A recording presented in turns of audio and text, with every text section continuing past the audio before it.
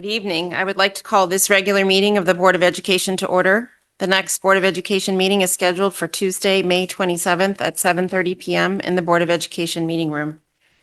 I'll start the meeting with a motion to amend the agenda. I'd like to add item 8D, appointment of a superintendent search firm. Do I have a second? That's Sarah, seconded by Dennis. All those in favor? That is unanimous. Okay. All right. We have a couple of items, so I'm going to just move past the chair's report and go directly to public comment so we can keep moving. Superintendent's report. Not public comment. My agenda says public comment. Oh, is yours different? Yes, all good. Go ahead. Keep going. All Sorry. right, public comment, please. If anyone in person or online would like to participate in public comment, please come up to the podium or use the raised hand icon and wait to be recognized. Once recognized, please state your name and address for the record and note that you will have up to 3 minutes to comment. Please note the time with the chair.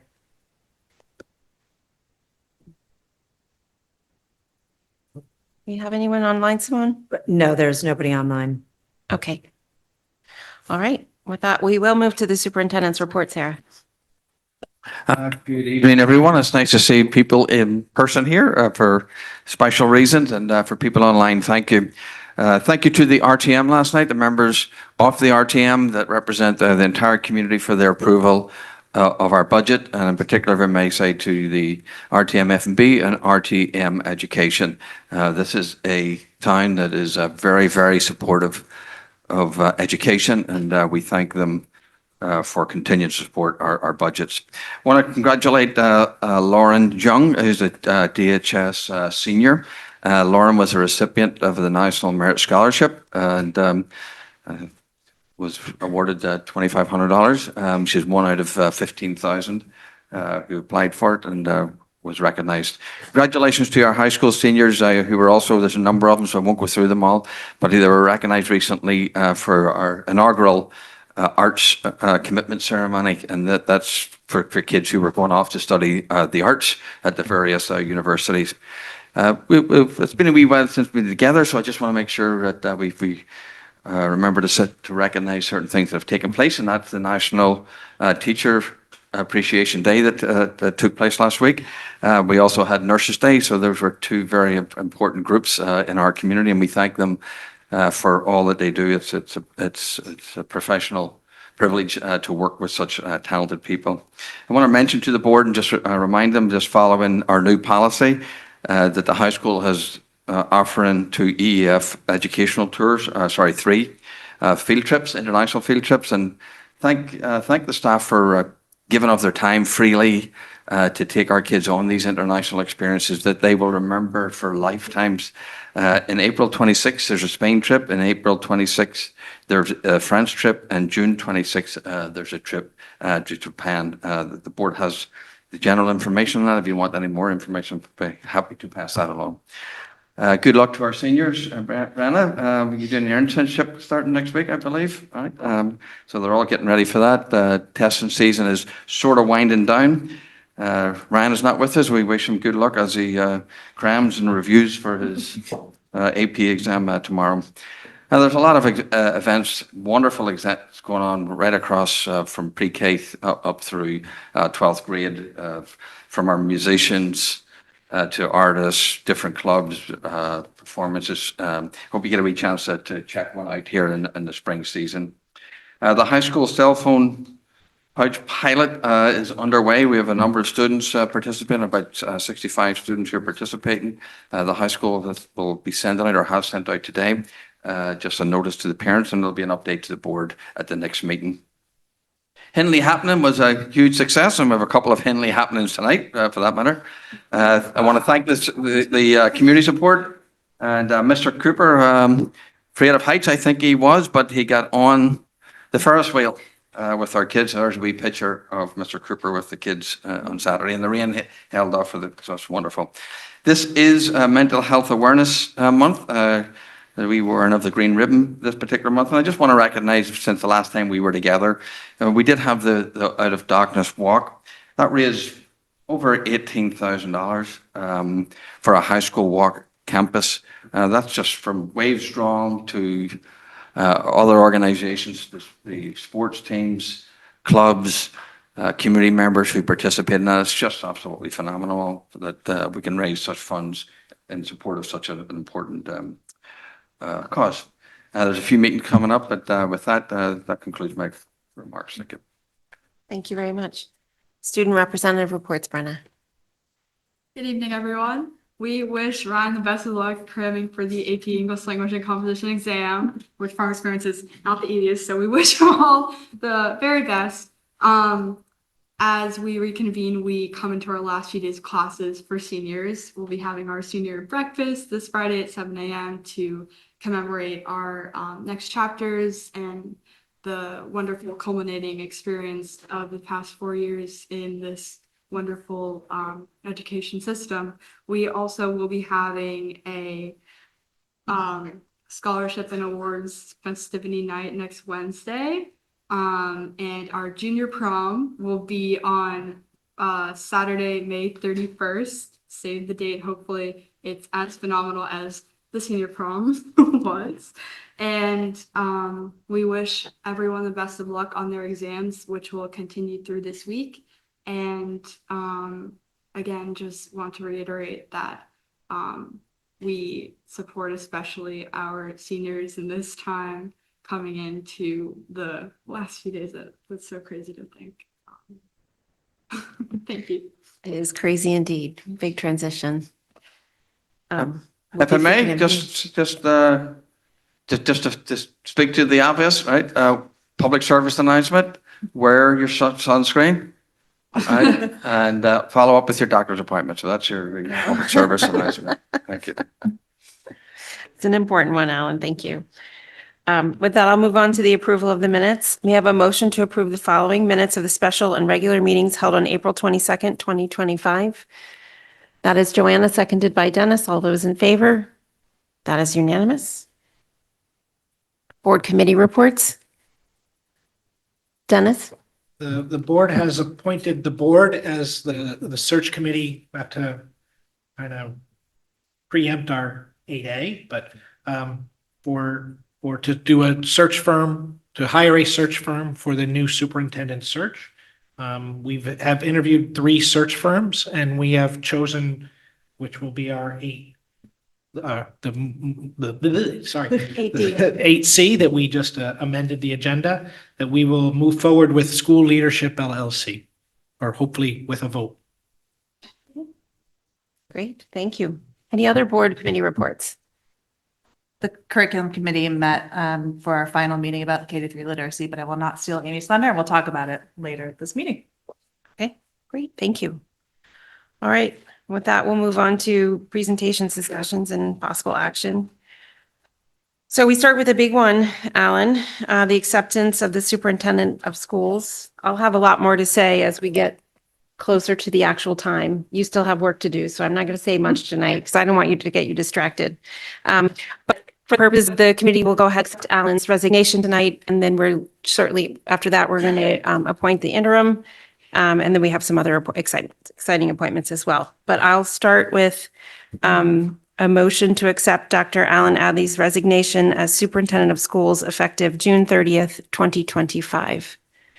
That is Dave, seconded by Joanna. All those in favor? That is unanimous. June 30th. June 30th. Okay. Thank you, Alan, for your service, truly.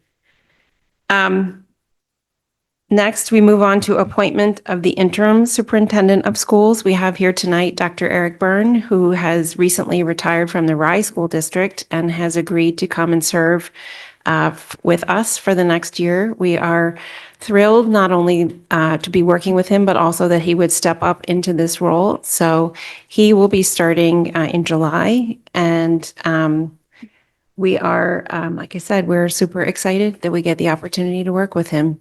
So with that, I will take a motion to appoint Dr. Eric Byrne as interim superintendent of schools effective July 1st, 2025. That is Robin, seconded by Dave. All those in favor? That is unanimous. Dr. Byrne, would you like to say a few words?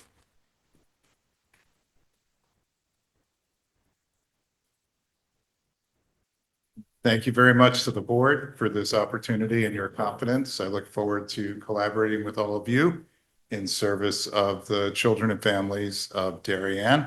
And also there's many administrators here and faculty.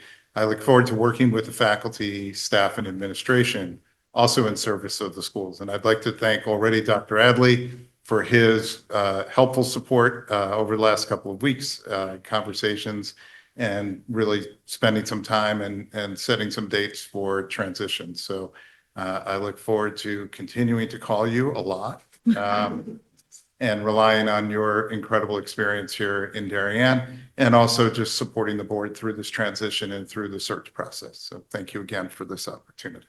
Thank you. Welcome, Eric. Welcome.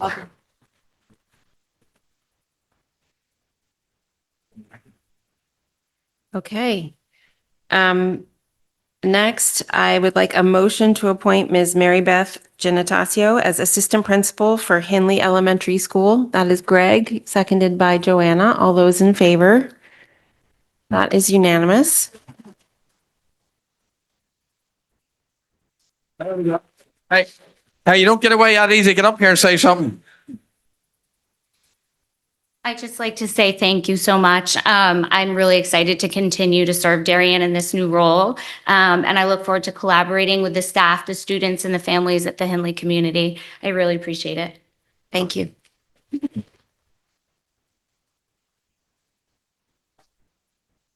And then next, may I have a motion to appoint Ms. Christina Bras-Taylor as the SESS Assistant Principal of Hindley Elementary School. That is Dennis, seconded by Joanna. All those in favor? That is unanimous. Thank you.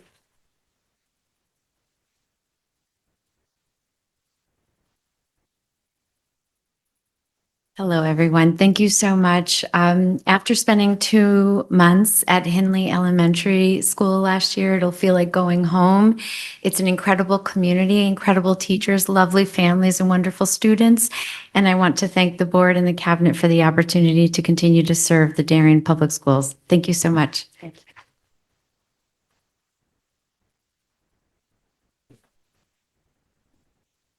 you. Okay. With that, we'll move to the appointment of the superintendent search firm. Thank you all. We're really excited to work with each and every one of you, and thank you for stepping into these roles. May I have a motion to appoint School Leadership LLC as the superintendent search firm for the Darien Public School District? That is Dennis, seconded by Robin. All those in favor? That is unanimous. Thank you, and we look forward to working with school leadership. We appreciate their willingness to step up to the plate. They're a leader in superintendent search firms in the tri-state area. And there'll be a lot more information for the community, particularly in the fall as we kick off in earnest. So I'm not suggesting people are not interested in K-3 reading at all, but if you feel so inclined, you may step out at this point. This is a good wee opportunity, or you can stay to listen. So I'm just in a courtesy. You have spouses and other people with you.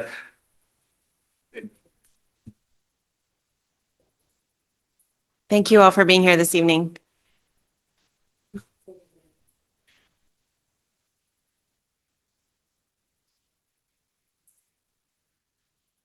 Okay. With that, I'll actually move on to discussion and possible acceptance of the contemplated gift for the DHS Music Department.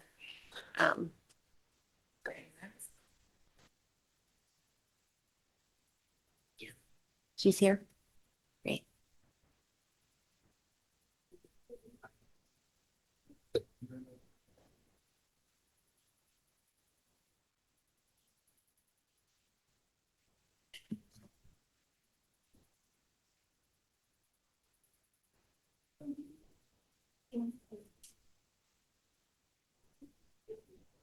Just pulling up Colleen. Oh, yes, okay.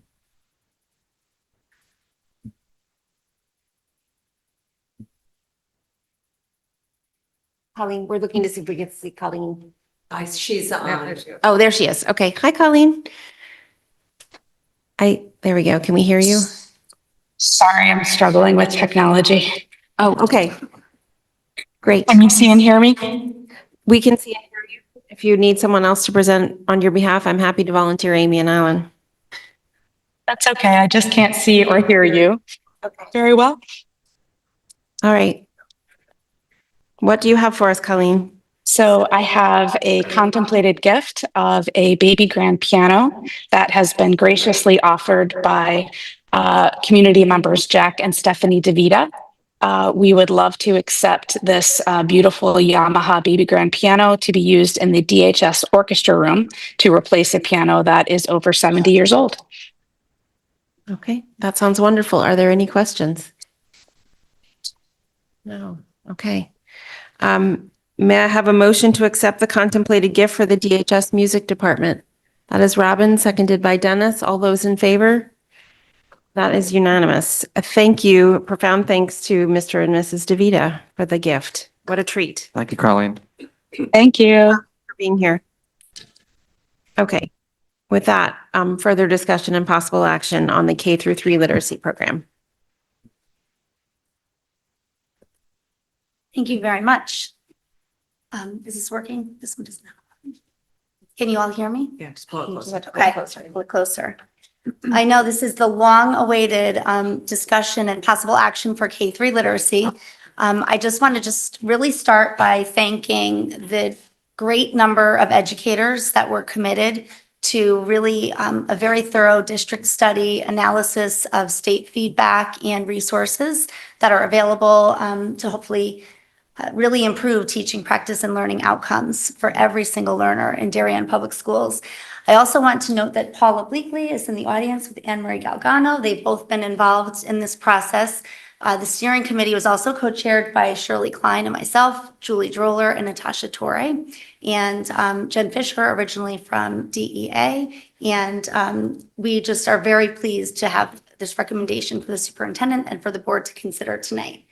So we're just going to give a very high-level overview because we did have a very robust discussion on May 7th, and I hope everyone had a chance to take a look at that. We pulled some slides that we think are the most relevant for the general public to really tune into.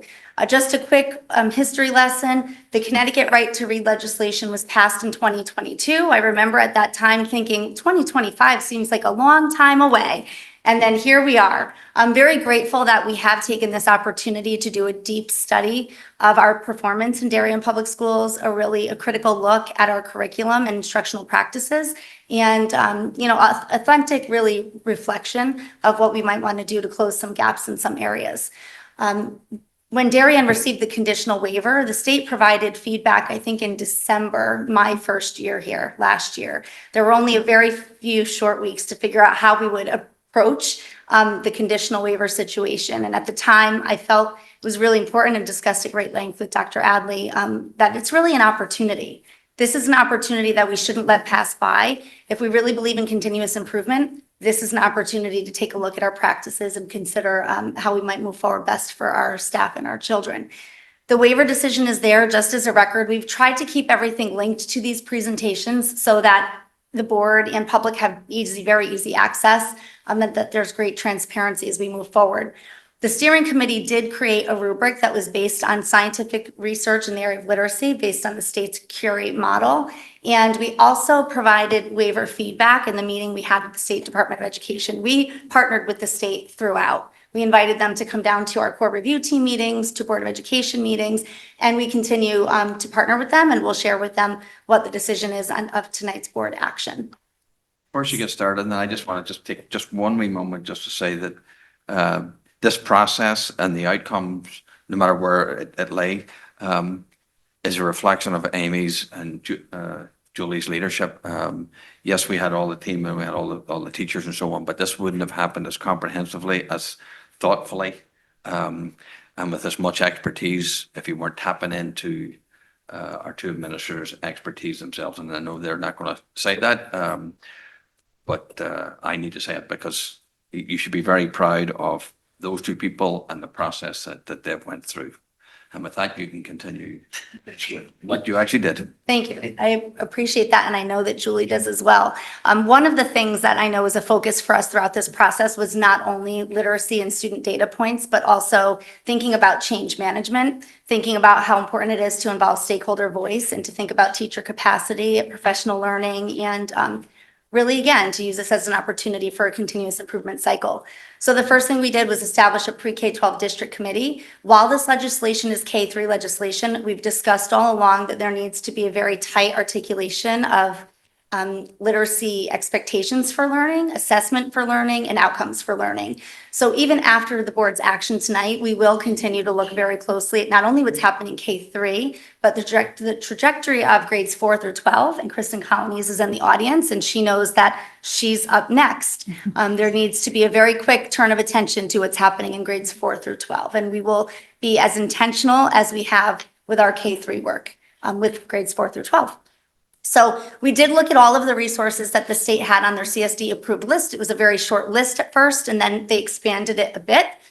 We looked very critically at those resources. We engaged every single teacher at the elementary level through surveys, spending time out in classrooms, observations, and focus groups. And I think the focus groups really provided an opportunity for the staff to tell us what they're experiencing in the classrooms with our current resources, their current instructional practices, gaps they felt we might have, and also gave the opportunity for the pilot teachers to share a little bit more directly about their experience with the Into Reading HMH resource, which is the pilot program that we decided to try out this year.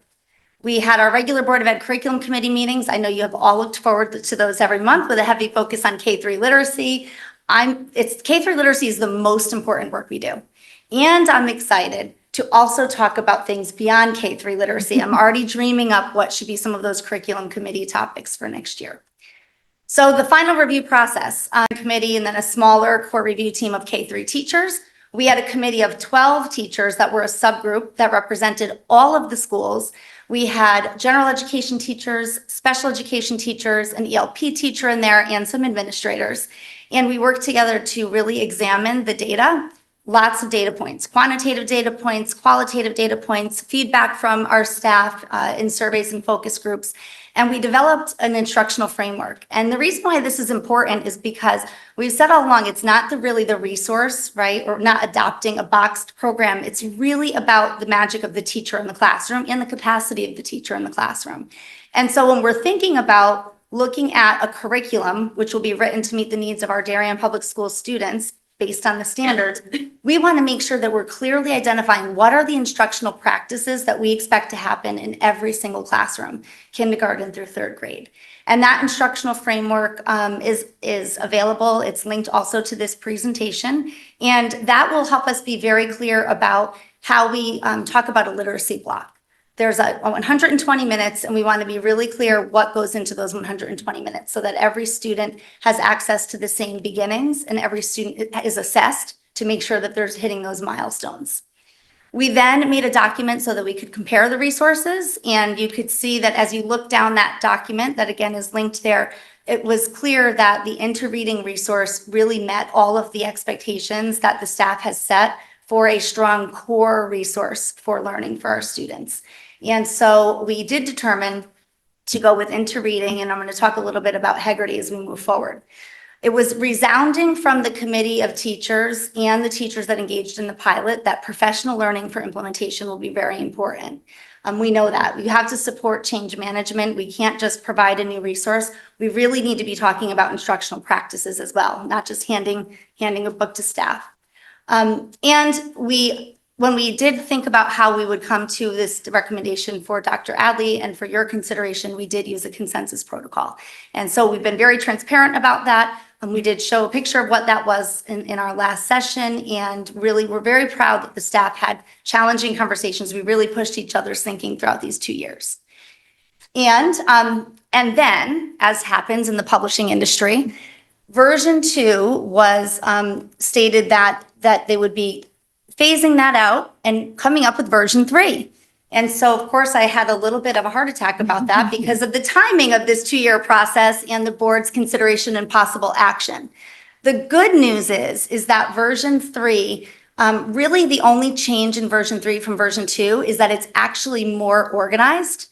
And instead of having just the structured literacy approach, they've updated it so that it's not just structured literacy and foundational skills at the upper grades. It's just structured literacy all the way across, and everything comes in that one resource with regard to structured literacy. So when we talk to our staff about this, that we really wouldn't want to adopt something that is not the best and most current. How different would version 3 be? When they looked at version 3, they were really thrilled at some of those features that they thought will make the resource, they'll be able to implement it with more facility. So that's exciting. The writing and grammar lessons are also included in the teacher's guide. That's an area of our work that we know we want to focus on. We agreed with the state with that, and some new texts. And there's also a comprehensive presentation platform for all teachers for K-3 literacy to support their instruction. One other final note, there are decodable texts for grade 3, which were not a part of version 2. And those are really important for our emerging readers. So our recommendation in summary is that we would adopt Into Reading as a K-3 primary resource, version 3, that we would maintain Haggerty in K-1. Our staff is very comfortable with the Haggerty resource. So to be clear, this will not be a supplement.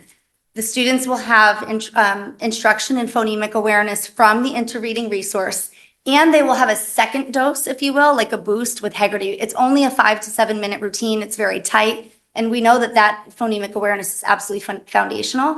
And sometimes you don't notice until children are in the upper grades that they have some of those gaps in their learning. So we want to be really discreet and careful as we teach into that and assess when they're in those K-1 grades. We will look at developing a curriculum, and I know that there's conversation about what's the curriculum, what's a program, what's a resource. So I want to be clear that a program is like a boxed set, right? Like set it and forget it. And we know that that won't necessarily meet the needs of our Darien students. We have a higher performing district than many districts throughout the state of Connecticut and nationally.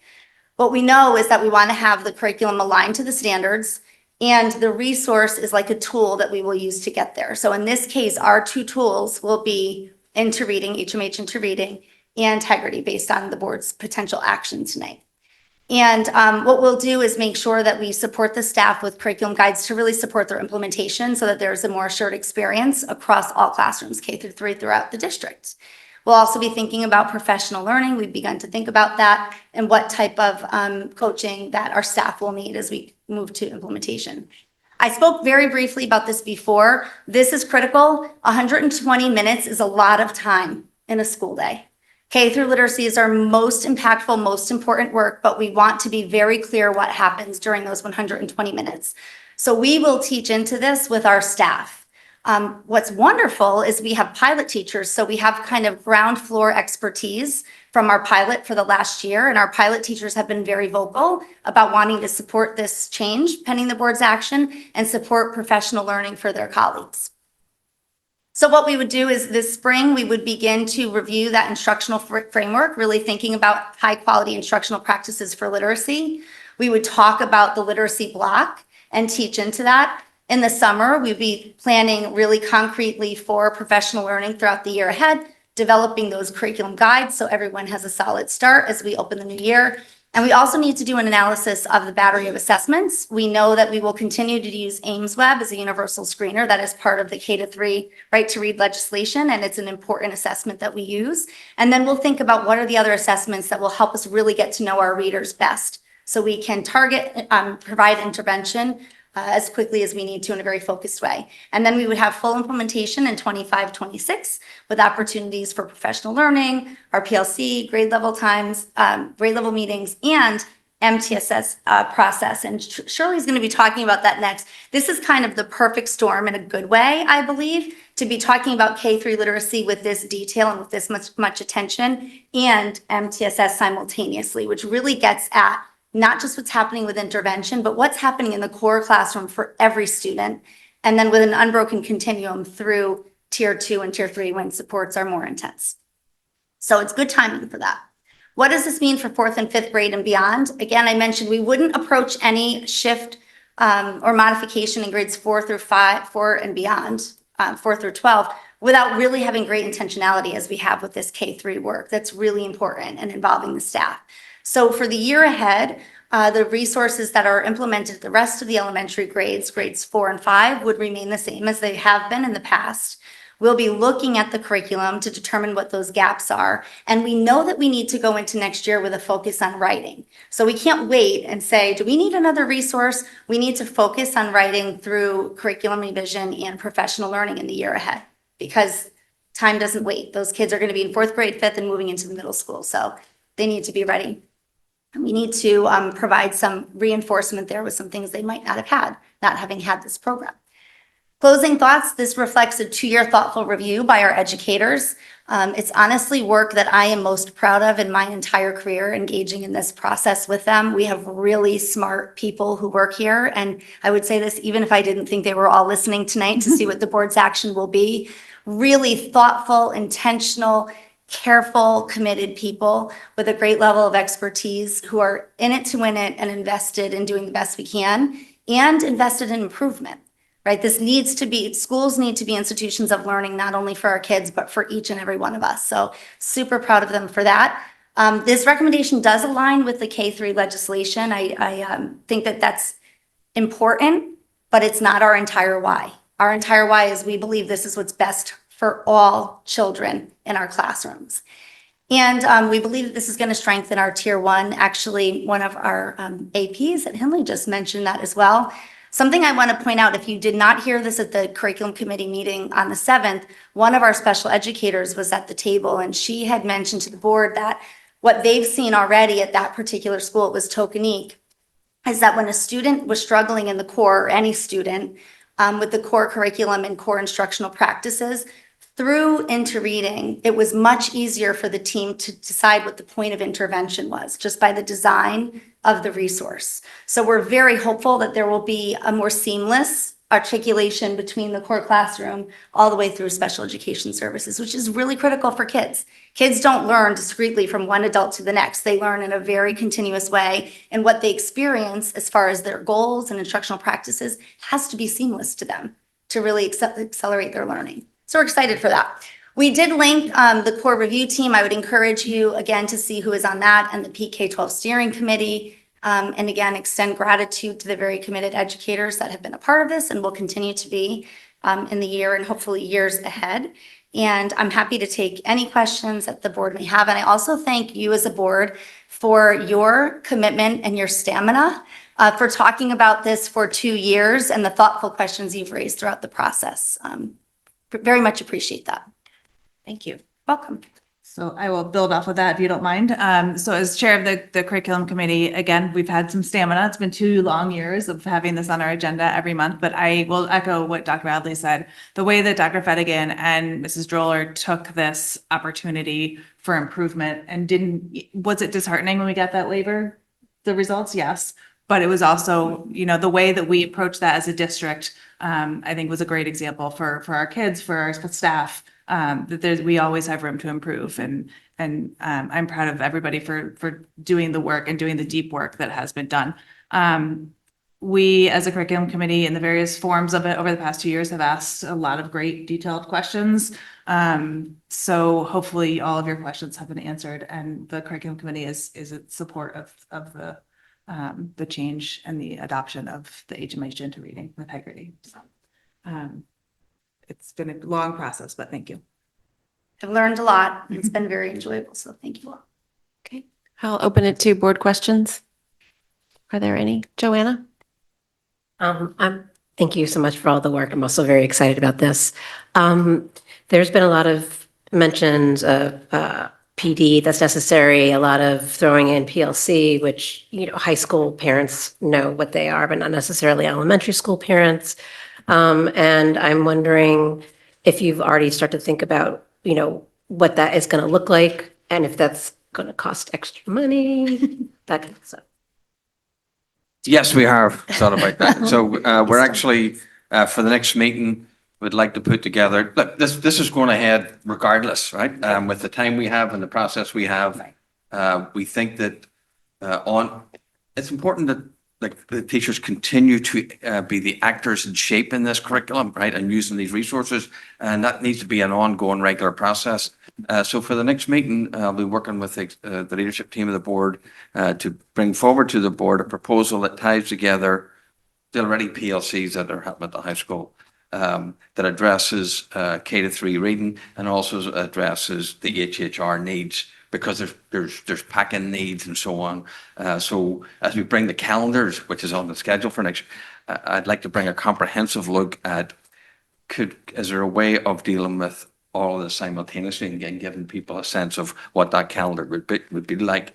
And it'll be helpful certainly for HHR and for the incoming superintendent and so on and so forth to have a map out of what that might look like for the year. And it'll also be helpful to our reading teachers, our teachers in general, right, to implement this program. They did on their own, not like it wasn't framed by any of our discussions. That one of the recommendations was we need more time somehow to get additional time, and I'm going to bring that proposal back. That'll include all of those things. If I can just add one thing to that, Shirley and I have been working together with Julie Droller on a very exciting opportunity for our staff that would begin this spring for our staff, including general education teachers, to receive OG training for OG associate training. And the following year, so that would start in the summer, the following year we would go into the practicum, because the desire would be to be having our teachers in the general ed setting also have that training and the discrete knowledge of how to support the reading development of children of all different types of profiles of readers. So we're working collaboratively to do that. We're very excited about it. We've probed the interests of our staff.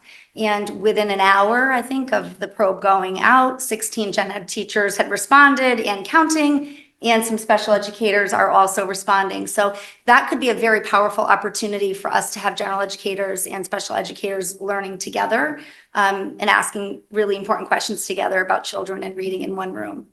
So we're excited for that. More to come for sure on that. Will that be presented in concert with what Alan is just described?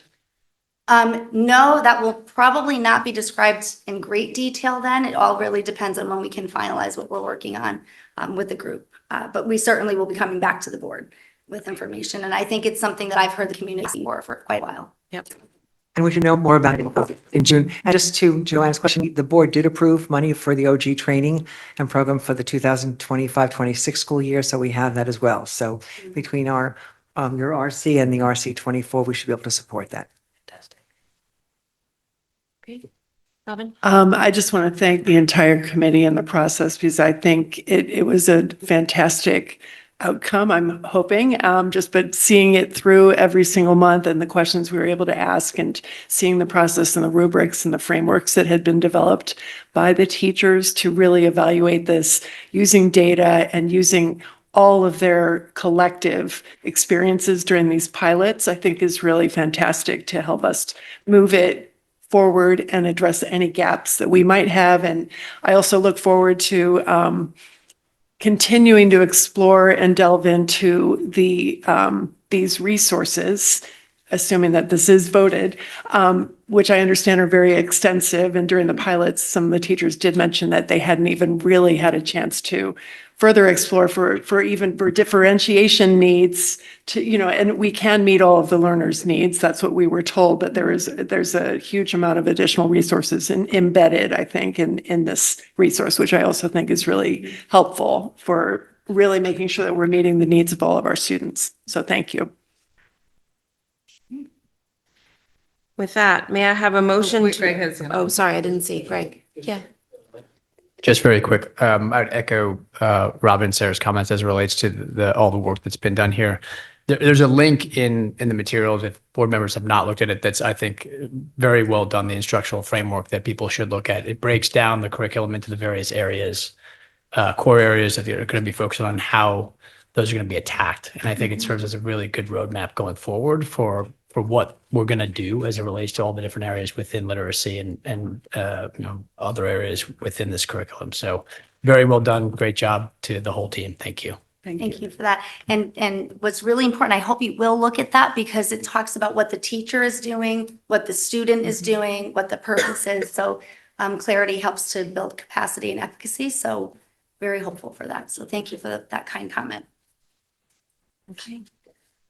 Thank you. May I have a motion to adopt HMH Into Reading version 3 as the district's primary K-3 literacy resource beginning in the 25-26 school year? Joanna, seconded by Dennis. All those in favor? That is unanimous. Well, I feel like giving you a clap. Thank you. To our staff. Amy and Shirley for, Thank you. okay. Presentation of the special education self-study.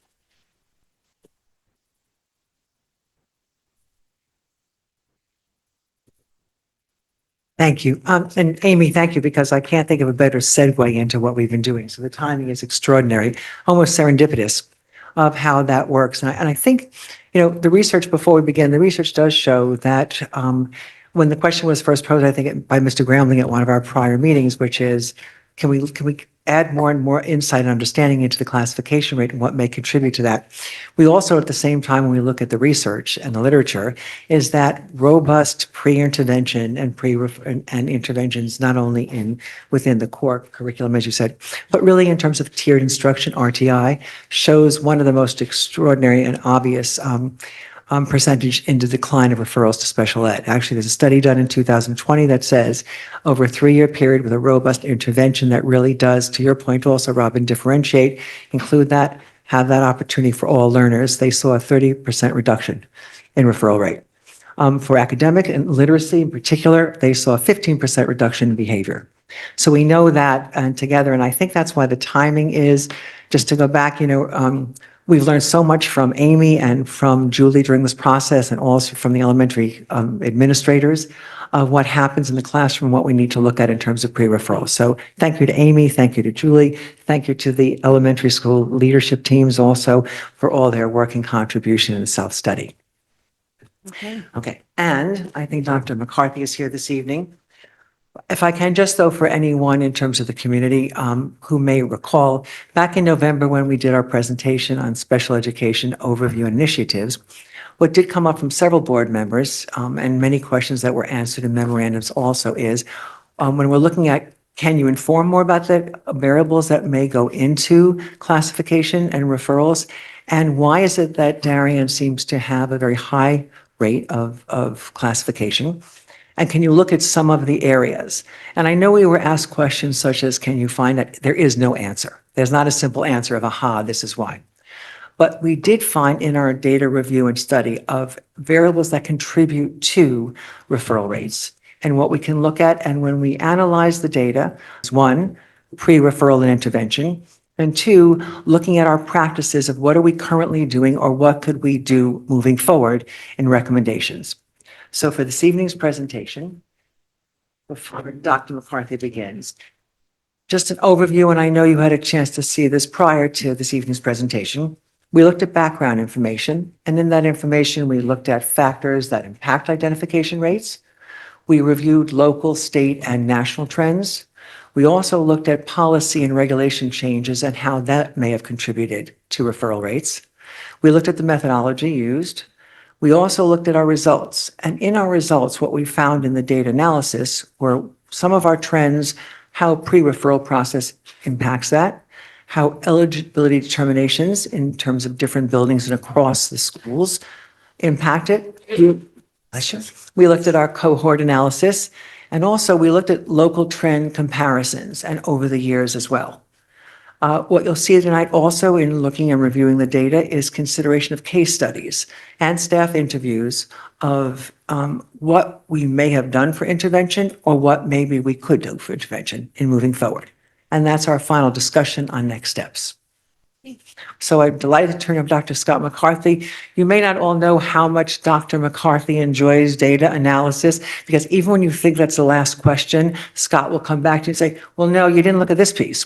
Because if you would have looked at this piece, you would have seen the answer to that. So I can't tell you how enthusiastic Scott is here tonight to talk to you about what we've learned, what we hope to be able to convey and share, and in moving steps forward, what we came back to, which is what the premise of all of our work has been, which is all students are students in general education.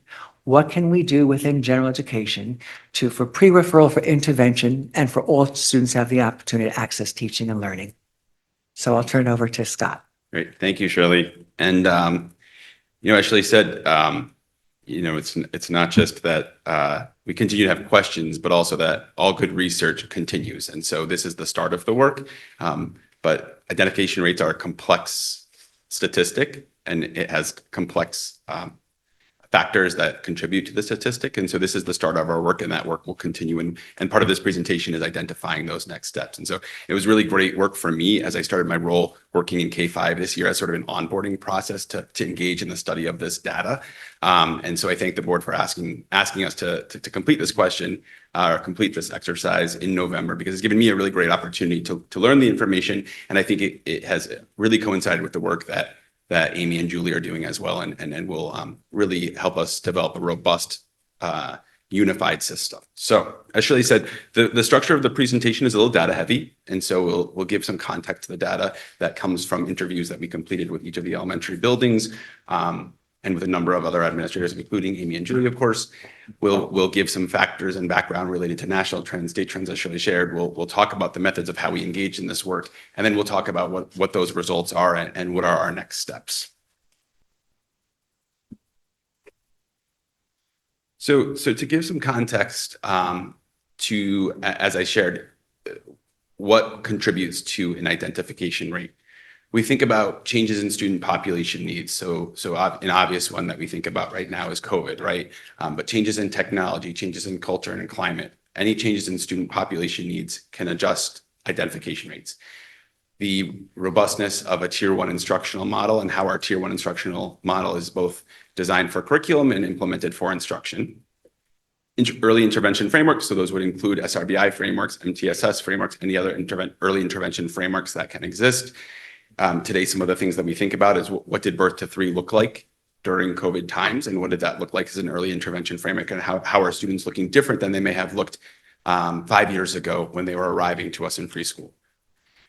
We think about the calibration of our eligibility determination across different administrators and different buildings, and think about, are we using the same frameworks for making eligibility determinations for students? And then, of course, regulations, policy, court decisions, those are things that directly impact how we operate and practice in this space. So we'll start off kind of high level and talk about some national trends that we've seen.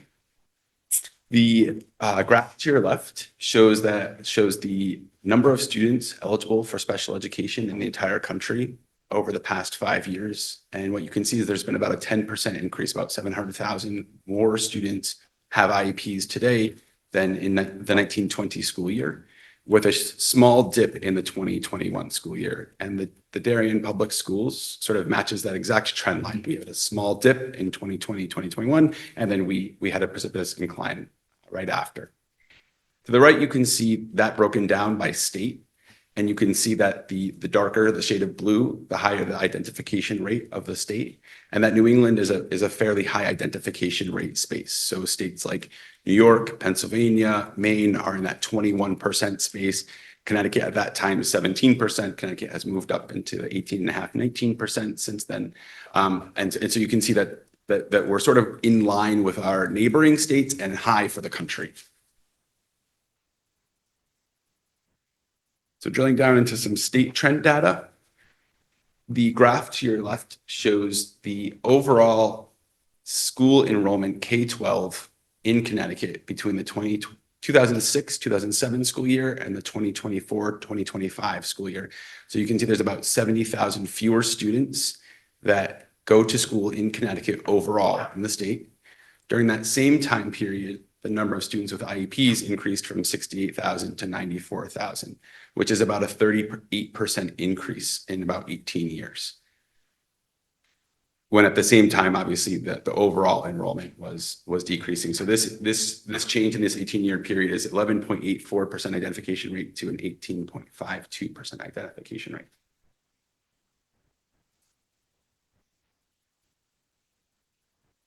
When we look at our local trends, within our DIRG, we can see that Darien's identification rate overall for all students is the highest in the DIRG.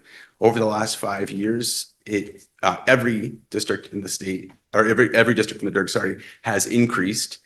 Darien has increased sort of in the middle of the pack in terms of the actual percentage increase. But as you can see, it is the highest in the DIRG. We also shared with you in the November presentation that trend has actually existed every year since at least 2012, when we can see that DIRG comparison. So that's a long-standing trend. When we look at our actual numbers of students, to give you some context for what that looks like in terms of actual numbers of students, over the past 5 years, we've increased from 802 students with IEPs to 975, so 173 student increase during that time.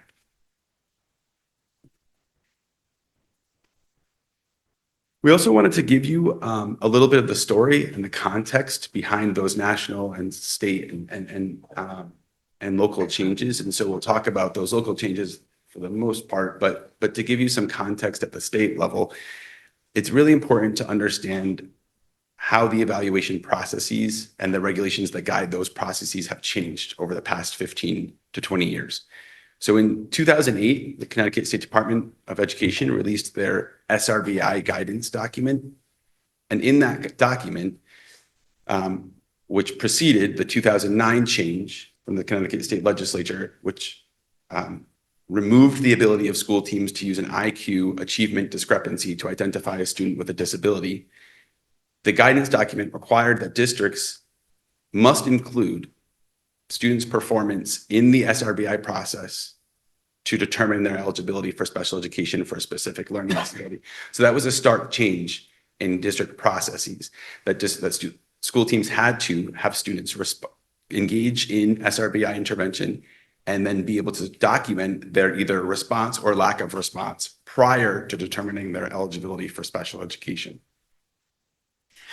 The reason for this change was that there was a concern that students who were vulnerable for having disabilities were being over-identified by the process in the eligibility process. And so there was sort of the swing towards provide a significant early intervention prior to identifying a student. This shifted in 2013, and when a hearing officer decision out of a case in Greenwich, in which Greenwich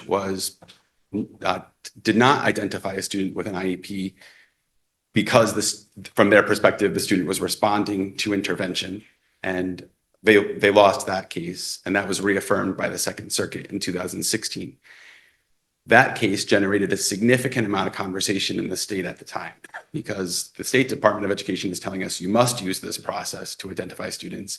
And the courts are saying that process is in conflict with your child find responsibilities under IDA. And it created this tension between those two spaces for school districts. And so, as all things do in education, it swung the other way. The State Department issued guidance that IEEs could be permitted to be requested if districts refuse to do evaluations, and sort of everybody switched the other way.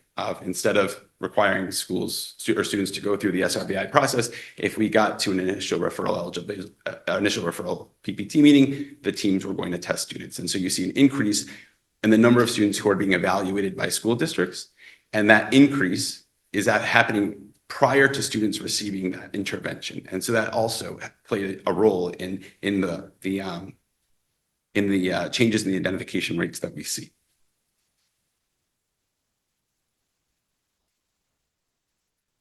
This graph will look familiar to you. It's actually the graph in our November presentation that generated the question of this self-study. When we looked at our middle school level rates and our high school level rates, they remain fairly flat. And the question was, well, what's happening at the elementary level? And so that's the drilled down most specific piece of information relative to Darien. So we took all of that information, all of that background information, context, what's happening at the national level, the state level, what's happening in our DIRG, and then we engaged in the self-study process, which had a heavy emphasis on data collection, looking at all the information that's happening in our district, in our schools, in our referral processes, in our SRBI processes, and analyzing that information. We identified case studies. So during the school year, we had 102 referrals to special education, and we identified referral processes and specific students who had unique processes and went and reviewed their evaluations and reviewed their processes to understand more closely what happens in the context of specific students. We looked at those case studies in terms of their age ranges, their disability classifications, what buildings they went to, what grades they were in, to try to understand that context as well. And then we also interviewed and talked to many of our administrators. So we had interviews with each building administration and a number of individual interviews as well to try to understand, get context to the information that we were seeing at the building level. So in terms of our results,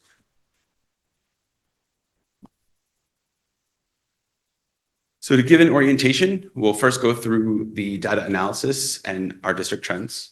We will talk about our pre-referral processes and the data that we collected there. We'll talk about eligibility determinations. We'll show you a cohort analysis of one specific cohort. We will look at our local districts and look at what they're doing and what the trends they've seen. And then we'll infuse the considerations from the case studies and the staff interviews into those data to give context.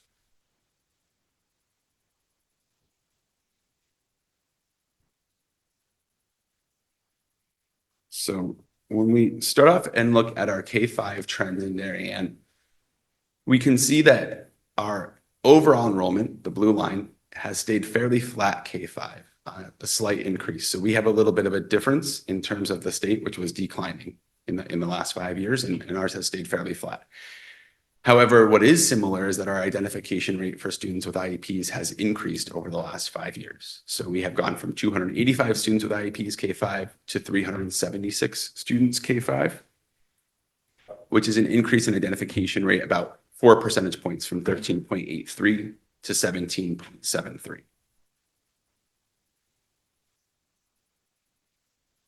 We drilled down and took a look at this school year.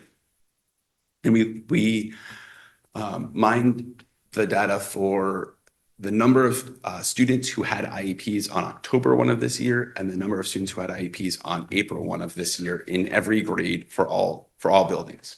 And what we can see is that in each grade, there is an increase in the number of students with IEPs as the year goes on, except for in the 5th grade school year. And that the grade that had the most significant increase is the 2nd grade, which went from 17.7% identification rate to 21.83% identification rate.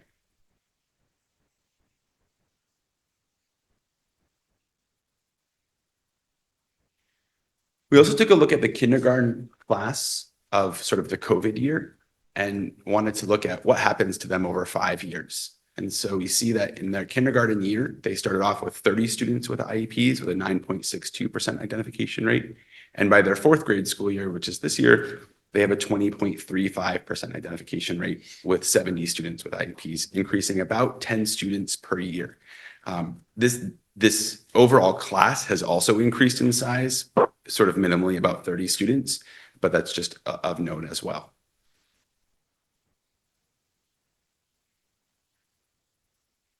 As Shirley and Amy shared, we also wanted to look together at our trends and referrals. And so I think Amy and Julie for working with us to provide us a significant amount of information and context around our SRBI information, which will guide the next few slides.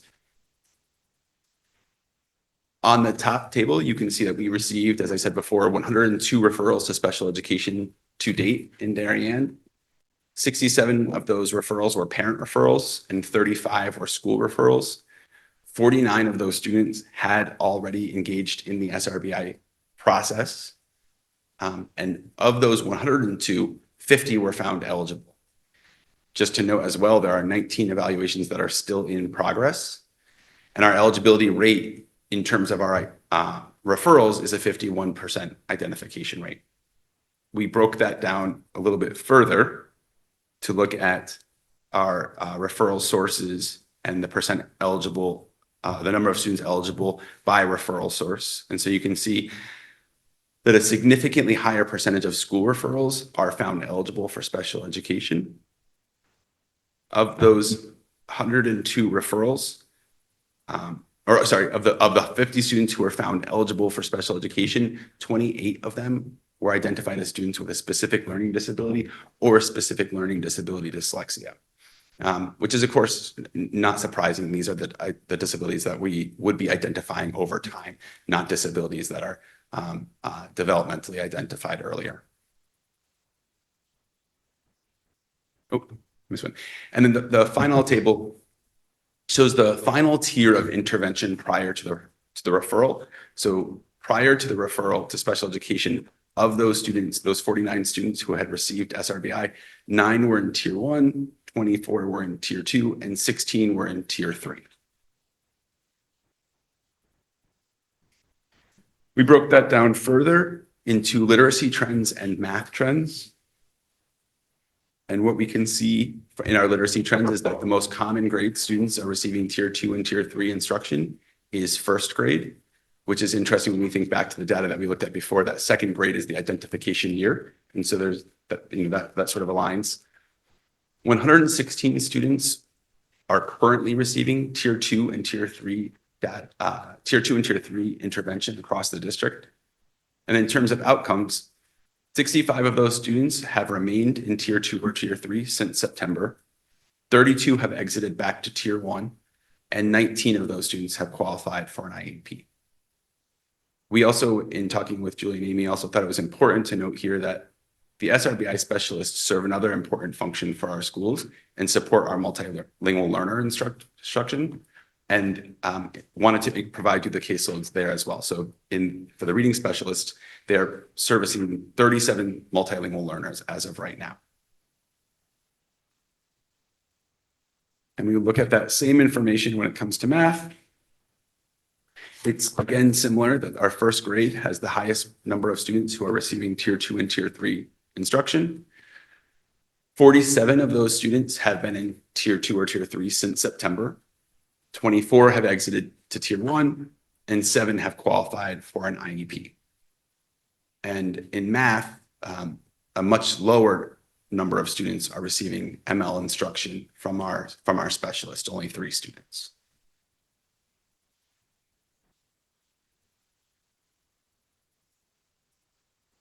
We also pulled local trend, pulled the data in terms of the last 5 years from our local districts in our DIRG. You can see that the mean change in percentage points is 2.58% over these 5 years, with every district going up. The highest increase is in Easton with a 5.87% increase, and the lowest increase is in Wilton with a 0.9% increase. We did take some time to initially start to look into, can we understand some of these differences? And we don't have all of the information yet, but one of the things we did want to highlight for you that was just interesting is that we learned that the Wilton Public Schools began a SRBI ESY program the year after COVID for all tier 2 and 3 students. And what that SRBI program provided was daily intervention in the summer for 4 weeks, 4 days a week for 45 minutes in either literacy and math. And if they found that was so successful, they've continued that, and they still continue that today with their reading specialists and math specialists. So just an interesting point. Again, we haven't looked into all of the information to understand it, but it was an interesting fact that we learned in consideration of that number being the smallest. We also looked into the classifications to understand best what's accounting for what educational classifications are accounting for these increases. And what we can see is that about 80% of the increase can be accounted to specific learning disability and other health impairment, about half and half. So of the 173 new IEPs we have in the district, 65 of them are for specific learning disability, and 72 are for other health impairment, which of course includes ADHD.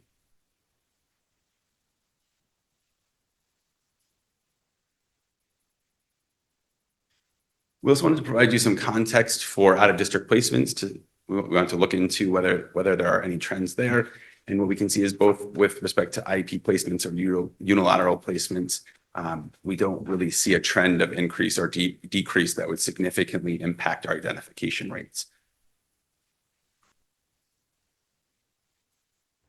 And last, this wasn't something that we planned on looking into significantly when we embarked on the self-study, but it was something that came to us as an interesting factor as we started to talk to people and hear about their experiences of working with students.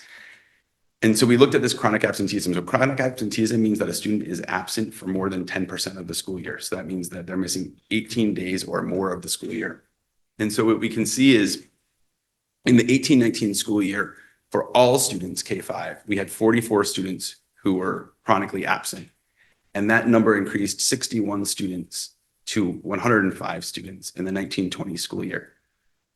The 2021 school year was interrupted for all learners, and measuring chronic absenteeism was almost impossible as students were coming in hybrid formats. And so we know that that was interrupted for all learners. So that's kind of not really useful to look at, but it's interesting that in the 21-22 school year, the number went up actually more, and it's only started now to start to decrease. We're seeing that decreasing trend.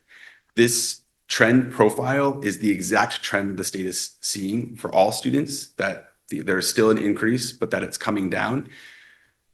But we felt like it was important information to think about, because there's both the individual student impact of the fact that you missed 10 days of the school year or more.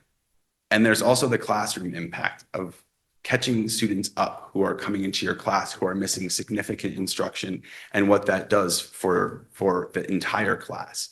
And so we looked at this for all students, and we also wanted to provide some context as we're talking about early intervention and SRBI processes. What does this look like for general education students? And what we can see is that it's actually worse. So our percentage of students who are chronically absent, who are general education students, meaning students do not have IEPs or 504s, tripled from 18-19 to 19-20. So we had triple the number of general education students miss 10% of the school year or more in that school year. And we feel like that can't not play a role in the amount of students who are missing instruction in our schools. So to give kind of a summary, we know that the K-5 classification rate has increased about 4 percentage points over the last 5 years. The largest increase was in grade 2. We've had 102 referrals to special education this year, with 50 of those students becoming eligible. Prior to the referral, we had 16 students who were receiving Tier 3 instruction, 24 receiving Tier 2 instruction, and 9 receiving Tier 1 instruction. Every DIRG A district experienced a classification increase. The mean was 2.58, and Darien's was 3.9. About 80% of the increase can be attributed to specific learning disability and other health impairment classifications. And the chronic absenteeism rate for K-5 students has increased significantly since 2019-20, suggesting students are missing instruction at higher rates. So we worked together with Julie and Amy in the curriculum department to think about, looking at all this information, where do we go from here? So we developed considerations for the special education department, the SES department, and considerations for the curriculum department. So for the SES department, we would like to look at our eligibility determination calibrations. So we'd like to work with our administrators and understand better some differences that we see in eligibility determination decision-making, and provide professional learning, do case study review, and have administrators do some learning and observing of each other in these types of meetings to understand their roles in those meetings. We'd like to increase our collaboration and professional learning with our MTSS team. So we already know that we have representation on the MTSS committee, but really be able to bring this information to them and make sure that the MTSS committee is really part of guiding this process, and that we're at the table as well. We'd like to, in that process, collaborate on the revision that's going to be occurring in the MTSS documents and procedures. We'd also like to take these data and really bring them to the buildings and do a little bit of a deeper dive into what does this look like in your own buildings. The case study review process that we embarked on, have the building-based teams do that same type of review and really start to look at what are some trends you see individually in your buildings? What are grade level trends, teacher level trends? What types of gaps might exist in processes that are building specific as well? And then we'd like to refine and update our data collection process. So one thing we learned by doing this study is that the state doesn't have simplistic data dashboards for us to be able to pull information from. And so a lot of this is counting And so now that we've created it for the first time, we would like to create structures where there's ongoing updating so that we can continue to see, do these trends continue or do they adjust? And then in terms of the tiered intervention processes, we'd like to have the MTSS team really look at tiered entrance timelines, movement timelines, meaning movement from tier 1 to tier 2, tier 2 to tier 3, and tier eligibility processes. So one of those pieces of information that obviously was very interesting to us all is that not a high number of students were in tier 3 prior to a referral, and might we need to look at that a little bit and make sure that our tier movement processes are responsive to student needs. We'd like to complete a further review of our referral and cohort data with the MTSS team to address any potential gaps they see in the process as well. And then again, kind of increase that collaboration and professional development across the two teams to make sure that we're looking at and seeing the same information and that we're able to pivot and be responsive to that information. So a lot of information, but with that, I'm happy to answer any questions with Shirley as well. Scott, I want to hold you on the last slide before I open it to general questions and make sure I understand if I got in an elevator that I could translate that. I think what you're saying is you're looking at the consistency of our identification process through the district, across buildings, across classrooms, et cetera. Yes. You're doing a big focus on MTSS, and that includes process, professional development, again, consistency of implementation across the buildings. And more deeply, that's entrance and exit in terms of timelines and process and Right. movement between the tiers. And then you're looking at sort of data collection and building out a more robust analytical database so that we can do more sophisticated analysis over time. Is that how you would summarize? Am I missing anything? No, I think that's perfect. I think just to provide a little more detail too, the trends that we observed and identified are district level trends. That next other piece is going into the building based trends and thinking about, might there be something different at one building than another building with respect to a process? And when we really like them to do that work together and analyze that work at a student level and a building grade level and building level, and engaging in kind of the same process. So that's the only other addition. Okay. I'll open it to board questions. Joanna. Thank you for this work. I think it's starting to answer a lot of questions that we've had that we haven't really been able to pin down. And it's very exciting to see it come together at the same time as the new literacy, the way that these two parts of our district work really dovetail to each other and interact with each other, I think is going to serve our students very well going forward. I have a couple questions. I found it very interesting that you said when you look in the DIRG and like Wilton has that ESY program. I was talking to someone who works in New Canaan, and they also have a very aggressive SRBI or RTI intervention program starting right away. And I think the fact that you're going back to MTSS is very important. And I'm just wondering, while you're analyzing data, how do you start implementing without losing time between learning for yourself what's going on and bringing it back to the students? I'll just begin the conversation, Scott, and please jump in, okay? I think what we're looking at for timelines also, that not waiting 6 weeks or 8 weeks or 12 weeks to look at it. I think when Scott was referring to having real-time data to look at, meeting maybe bi-weekly, looking at the data and not waiting that length of time. Great. Robin. Some of the questions I have are actually on the memorandum that follows this presentation, where you gave some of the more detailed data up, for instance, about the educational classifications for unilateral placements, and just because it kind of bears on what I would think about in terms of next steps. And I wanted to highlight just one thing from that memo, which was the unilateral placements. So specific learning disability dyslexia had 16 unilateral placements, which was the highest of any of those educational classifications. So the question I have, which I think starts to get to what Shirley was talking about, where you're thinking about, okay, before we even get into the MTSS process, are there things that we can do or think about as part of this discussion to try to preempt some of these referrals from taking place because we're doing maybe a better job of meeting some of these needs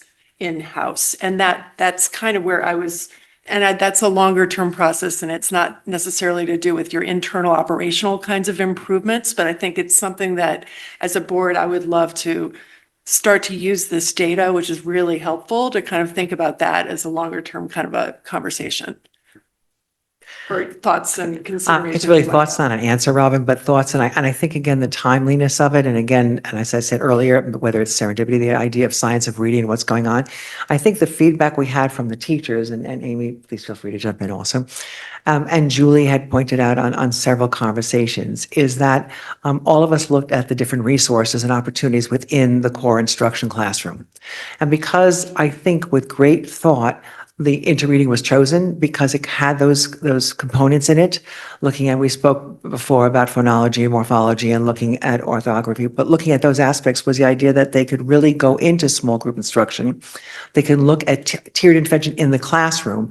And when Julie was speaking to the version 3 of it, or the new out, they've actually made the teachers' edition and resources easier to find, because it's been kind of difficult to find and do that. And they spoke to that also. So I think the notion at the same time of adopting a new program and implementing it with fidelity, professional learning to make sure that teachers are aware of it, to look at multisensory and Orton-Gillingham practices.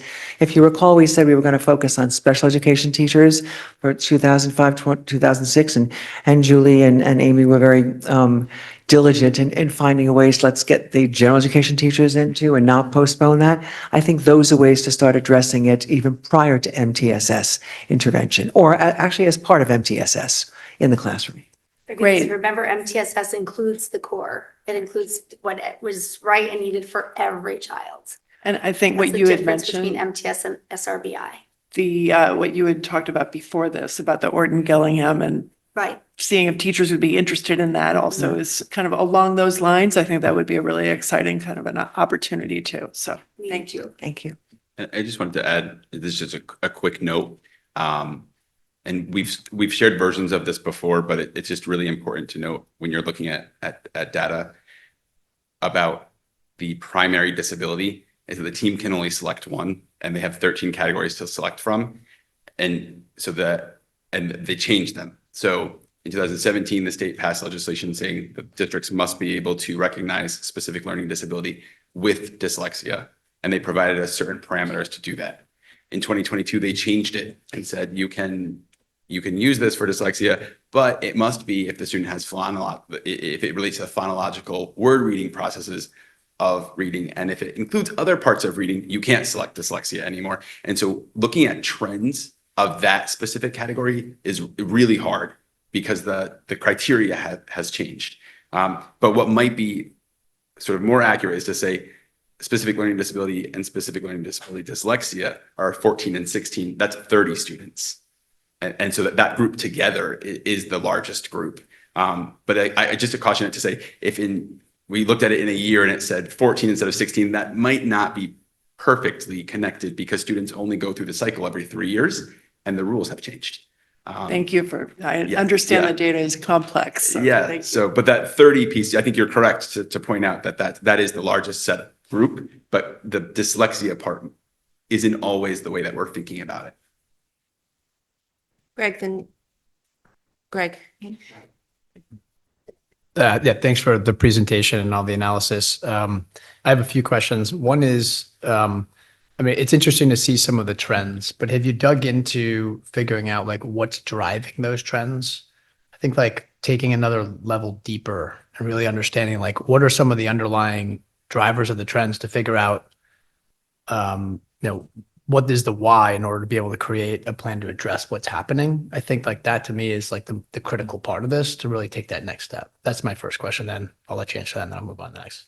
Sure. Yeah, I think what we've tried to identify is the correlational information.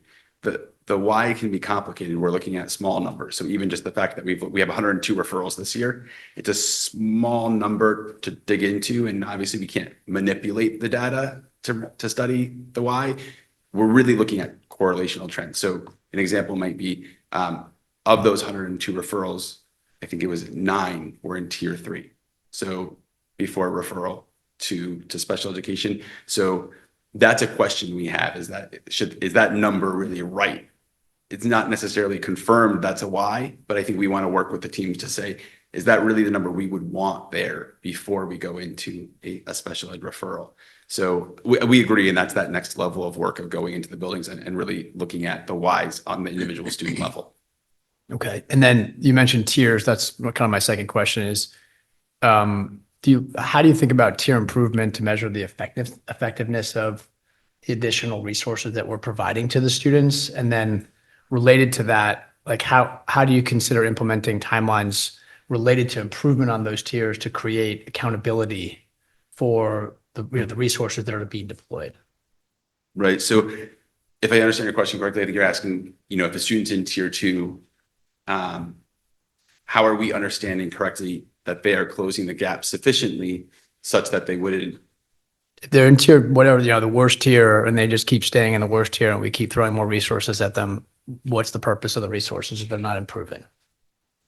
And so that's, how do we make sure that they are improving, and how do we set a timeline to make sure they're improving so that the people who are the resources that we're actually deploying, there's accountability for those resources to actually make improvements? right. And I think that's that work with that next, I don't want to step out of my lane, but I think that's that next work with that MTSS team to say, what are our current timelines and structures to evaluate how a student is making progress in the tier? Because I think our data are showing that not every student is getting the opportunity to be in that most intensive tier. And if they had been in the most intensive tier, maybe there could have been a different outcome, but do we have the right structures and timelines? And so giving them that feedback to the MTSS team to say, let's talk about this and think about, we're seeing this trend that students are getting to the referral process without having gotten to the highest level of intervention. And do we need to look at how the timelines for getting there and what information we're using to collect? Yeah. So I think for us as a board, I think that's going to be a critical next step for us to understand like how you're doing that and how that accountability is coming to play. And that goes to my last question, which is, have you done much work in terms of evaluating like what the district is spending on a special education student for these additional resources that we're providing? And how does that compare versus the DERG? In terms of what additional resources? Like the tiered resources? So I think you need to separate out MTSS, which is general ed, but you're saying what's our cost comparison for what we spend per special ed student? So let's take a proxy student A who has this cohort, these characteristics. How do we compare to Wilton? So I think that there's sort of a few inquiries there. Overall, if we were to look at the number of students, a per pupil expenditure for a special education student across those, 2 different districts, that's one inquiry. As it relates to the question of our eligibility classification, I think that's a different inquiry. Yeah, my question is overall, like, what do we like? I mean, there's different ways you could think about it. Like the way I would measure it is I would say like there's special education costs that are specific to special education students, but they're also part of the general population. So the X, what's in our budget, X special education costs, that also gets allocated to special education students to figure out like what's the actual cost that we're spending per student, and then comparing that versus the DERG to see, are we spending the same as the DERG, less than the DERG, or more than the DERG? And that is a measure of effectiveness. Our report card, our annual report card from the state outlines our special education FTEs, our expenditures, and our per pupil for special education costs. So that we could pull that easily to look at that across. Have we seen that before, the report card from the state? It's No, public. you can public, but it's public, but it hasn't been Oh. presented at a board meeting. Okay. So if it's a follow-up, that would be a nice thing to see. Yeah. Please. And that was just, Surely we remember, it would. was embargoed. It was just released recently, so we certainly can share that. Thank you. Great. That was it. Thank you. Dave? Yeah, just piggybacking on what Greg was asking. We talk about other programs that exist in the DERG. it may be sort of intense early intervention and action taken versus something that happens over a long time. And to where Greg was going is, what's our turnaround time? How long are people in? What's our return?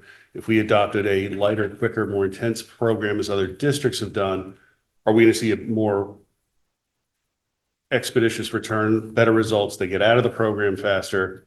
And in the long run, we're actually reducing costs. So that's going to be an interesting conversation as we move forward to look at the contrast for the way we've set up our program versus the way some other ones are. And again, what the return is on that. I think that's a good question. And I think we've seen some initial information to suggest that that could be the case. For example, our 5th grade, that table I showed, was the only grade that's decreased this year. And that is sort of our bubble of classification that occurred during COVID. And so thinking about, did students need a lighter amount of intervention before they're decreasing and exiting out? And so it's 1 year of seeing that, but it will be interesting to see both the 6th grade and the 5th grade this year. We didn't show 6th, but it's also true for 6th. The 4th, 5th, 6th is a bubble, and 5th and 6th have decreased this year. Okay. Do you have a follow-up? I do. I mean, that's been something that's been raised at this table many times, is what happens with a COVID cohort and what do we need to do to get them to make sure that they don't become further behind or become a greater cost to the district. And then we're actually targeting that and taking actions quickly to make sure that they're where they need to be. Okay. Robin? This is kind of a follow-up on what Greg and Dave were just talking about, but you mentioned when we looked at the local trend analysis that you had started to look into the why are we so different versus Wilton, for instance. I think it would be really helpful to the extent that you're able to maybe further analyze what some of those other districts are doing that make their decreases much lower, similar to what you started to do with Wilton. And, are there things that we could learn or do differently potentially that they are having success with? And that would be really helpful to share as well. Joanna? I wanted to move on to something else, if that's okay. Yeah. So the overlap, 65% of OHI and specific learning disability. There's nothing here, or I haven't seen very much formalized in executive functioning in our programming. I know in Middlesex, they work with the kids to go through their backpack. But ADHD and dyslexia are often very co-occurring, which is better than comorbid. And executive functioning is something that would really benefits those students, and actually, it would benefit all students as well. So, have you ever thought about bringing a program more formally into the classroom? Talking about the competencies like task initiation, planning, even focus, emotional control, like time management, like all the things that make us productive adults, just sort of planting little seeds earlier. Yeah, so we've done a lot of that work in the SES department with Peg Dawson's work on executive functioning to infuse those exact type of lessons. So task initiation, flexibility, planning and organizing, that type of lesson work into mini lessons, into learning centers and resource rooms to support students towards their IEP goals and objectives. And that would be an interesting space as we work with the MTSS committee to think about, is there a crossover there? I think it's pretty significant that one of the challenges of this discussion is that we're talking about, they're saying they are one and the same, but we are talking about kids having different experiences in the classroom because we're talking about a general ed class. And so we've answered the question in terms of executive function from the special ed lens, but I think we're interested also in executive function instruction across the board to all of our students. Or we're talking about MTSS, which is the specifically identified cohort of general ed students and how that's affected. So and how that, how that improves the outcomes of our students. So I think as we move forward, we want to be careful to continue to talk about how we're impacting all of our students in all of those different ways. And I would add to that, Jill, also into the question, Joanna, if we went into the classroom and asked the teachers in the general education classes, how are they addressing executive functioning skills like initiation, flexibility?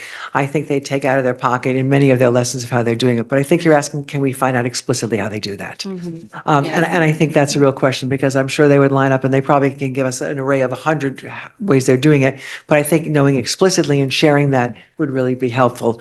And I think, as Scott said, when we go back to the teams and we become a collaborative team and looking at that, we can identify that and see, does more need to be done? Or if we're doing it, let's explicitly show how we're doing it. Yeah, exactly. And I think even naming it for the students so they can go back to these skills if they're in a moment of stress, or, if they're feeling totally disorganized or what have you, also might serve them. If I can just add quickly to that, from the general ed perspective, one of the things that we've been talking about, even with play-based learning, is the executive functioning side. So we've been talking about how we're consciously and intentionally bringing those skills into our pre-K and K curriculum.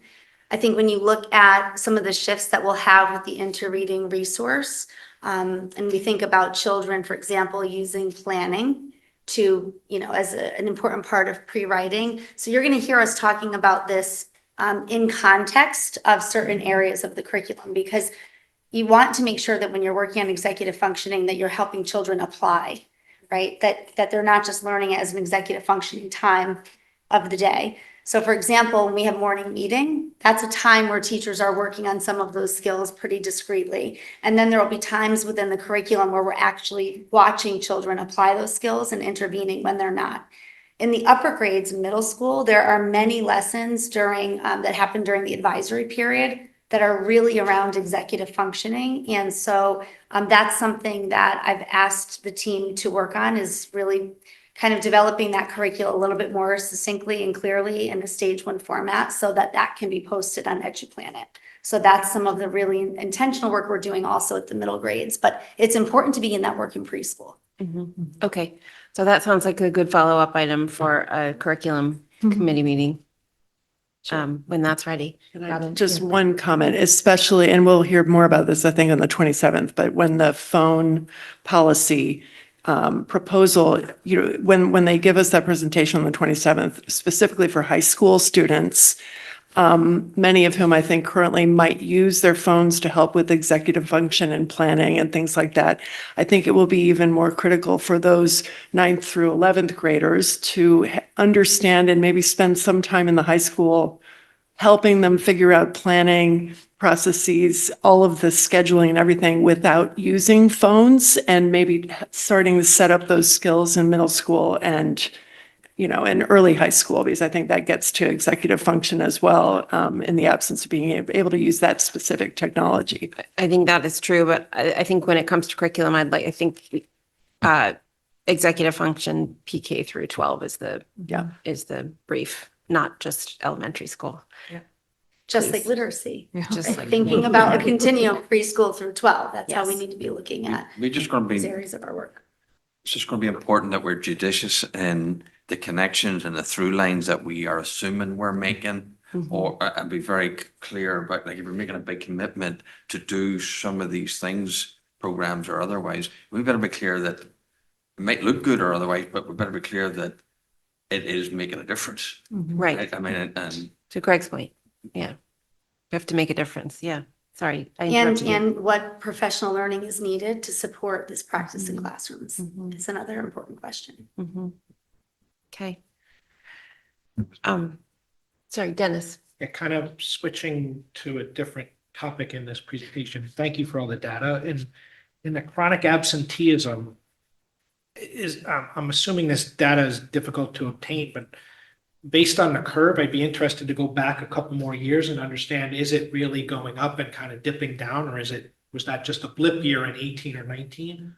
And then, but my main focus of my question is, are these chronic absenteers?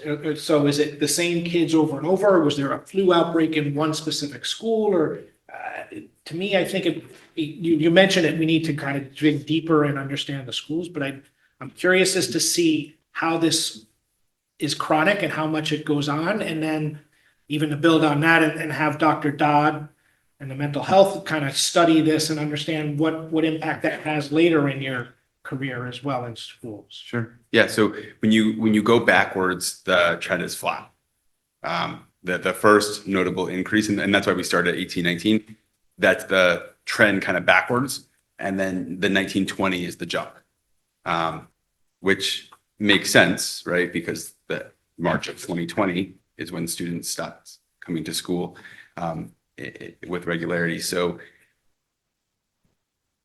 what was surprising to us is that in 21, 22, that chronic absenteeism maintained. And so there's a lot of people exploring and trying to understand these trends. The initial question you had, which is, are they the same students? That's yes. So it is that 53 students. So in the last slide for general education students, for example, it is 53 additional students who are general education students in K-5 missed 18 days of school or more than our previous trend. And so when we think about that's sort of where we think about two things. We think about those 53 students. If you're missing 10% of the school year, are you mastering the content? How can we be confident of that? One, and two, what is the impact of that to the rest of the classroom? The teacher has another new duty to catch you up as you walk back in and re-enter. We know that to the extent that you develop executive functioning skills, the necessary component of that is routine. And so if you're missing 10% of the school year, are you staying in that routine? When you miss a day of school, we all know that student is not always at their best the day they return, right? So there's lots of soft impacts of that we're trying to understand. If you ask the principals when we interviewed them, they will also tell you that this data does not include the number of coming in late, leaving early, trends that started during COVID and have kind of persisted. In that absenteeism has sort of a different, there's a different cultural expectation around absenteeism from school than there was before. Students sort of got used to, I can learn from home. And many families are working from home. And so the necessity to get a student out of the house to go to work has changed. And so patterns have developed. So there's a lot of people looking at what are the factors, but it is certainly something that I think we want to make sure we're addressing, because we frequently get referrals to special education in 4th or 5th or 6th grade. And when we look back at attendance, we're saying, 12 days missing in 1st, 13 days in 4th. And that's a lot of instruction that you're missing over time. And what does that do to your curriculum mastery? So this is certainly an area that we want to focus some attention and prevention work. And just to follow up with that, is this data public for other towns as well? And is it consistent across the DIRG and everything? So when we looked at this, we looked through our DIRG and it's consistent. Okay. Yeah. So it's the same, and through the state is much higher. The thing that was not consistent from the state is that our general education numbers are worse than our high need student numbers. That was the opposite in the state. The students with IEPs had a higher percentage of chronic absenteeism, and our general education students, K-5, had a higher percentage. And just to be clear, we're calling chronic absenteeism could also be a student who gets the flu 6 times. So we just have to be a little careful that there's not a value or a child who's medically more fragile. Could it be like just their parents are just taking them out for vacations? It could be. It can be too. Yeah, there are a few different metrics the state uses. They use truancy, which is 4 times in a month or 10 days in the school year. And they use chronic absenteeism, which is 10% of the school year or more. And so we decided to look at chronic absenteeism because the other is a little bit more complicated. 4 days in a month could be for different things. Yeah. It's also important to think about, in the 2020, 2021 and 21, 22 school year, if that many students had an increase in their own absenteeism, as we know, their teachers also were taking 10 days off when they had COVID, potentially twice. The impact on their instruction could be significant. Did you look at the secondary absenteeism? We didn't for this, but we can provide that. Yeah. Yeah. Just curious if it's the same. So I know you've been very careful not to draw, I'll wait till you write that down. Not to draw too direct a line, to say that our identification rate is high because of our MTSS process. I understand that that's not embedded, but I think I can say that if I understand this correctly, our identification rate is high, and when that is the case, it is appropriate to build up your MTSS program and also take a look at some of your areas of general instruction as we're doing with literacy. Is that correct? I think that's correct. And I think that that's really the spirit of MTSS, is that we're not looking at students in silos anymore. We're not looking at literacy, and we're not looking at math, and we're not looking at social emotional learning. We're looking at the whole student.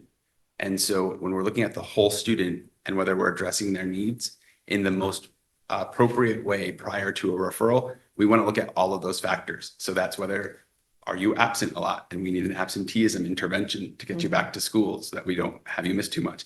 Is that, do you need more tiered instruction? Is it that we need our tiers to move differently? There could be multiple components to that, but I think that that's that spirit of looking at the whole student and all of these factors that relate to a student's performance. Yes, I think that's accurate. Okay, so given our work with literacy, given that I already identified some work with MTSS, given that you all will continue to follow a lot of this data, how will you be working as a team? Because this is not a siloed issue. This is the whole school. And if I may just add to that, Jill, and what Scott was saying, just to add to that, I don't think it's MTS and special education. I don't think they're two Right. separate silos. And I Right. think both Amy, Julie, and myself, and the other building administrators all feel the same way. We're not looking at it as a separate, looking at it together. Right, And we're looking, as we go back to the schools with the data, looking at that in a team structure. right. So there'll be representation of looking at when we review student progress, whether it's biweekly or whatever our timelines are. We review students. Some students don't enter certain tiers because parents go to referral before that. There are students who don't get to tier 2 or tier 3 because the parents, and understandably, are concerned about the length of time and say, I want to go to referral. So I think we're going to look at that it's not separate, that we, to Amy and myself, but just look at, I think all of us actually, that we're looking at that MTSS and special education services and all of tiered MTSS instruction is all part of the same. And that as we look at students' performance, we look at it in the general education setting.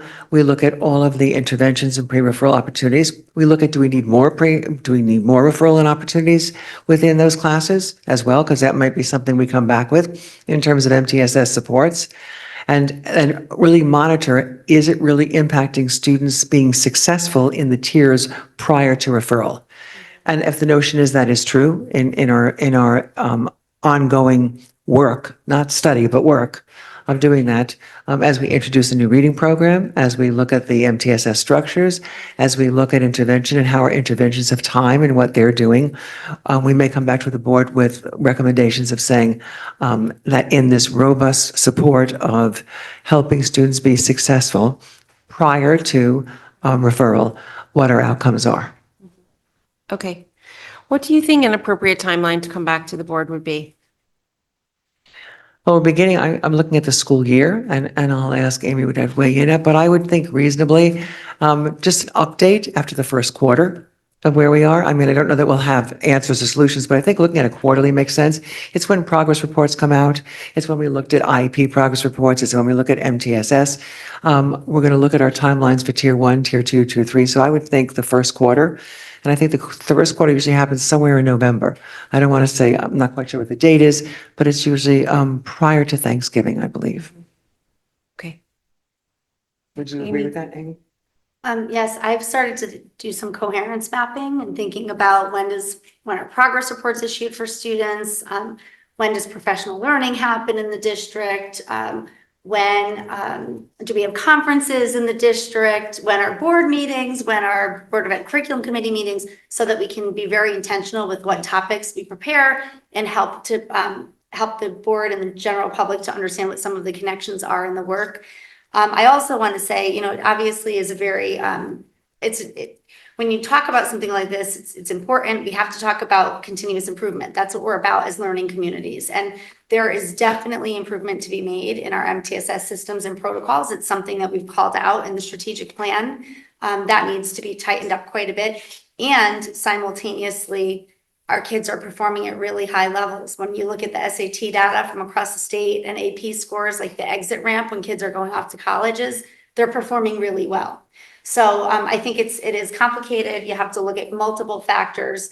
The most important outcome of this, I think, is the work that we'll be doing together, and the fact that, again, MTSS, while it's a general education initiative, should provide a through line from the core general education experience all the way through the tiers and through special education services. And, it's a fine line also for, we have a principal and assistant principal in the room right now, for teachers, general education teachers and administrators to be responsive to parents' requests, because when a child isn't meeting an expectation at the core, nobody wants to wait, right? But we also don't want to intervene to the point where like when you go to a doctor, you're prescribed medication without some of those other interventions like exercise more, eat better, some of those things. It's complicated, but it's definitely we're going to continue to engage in together.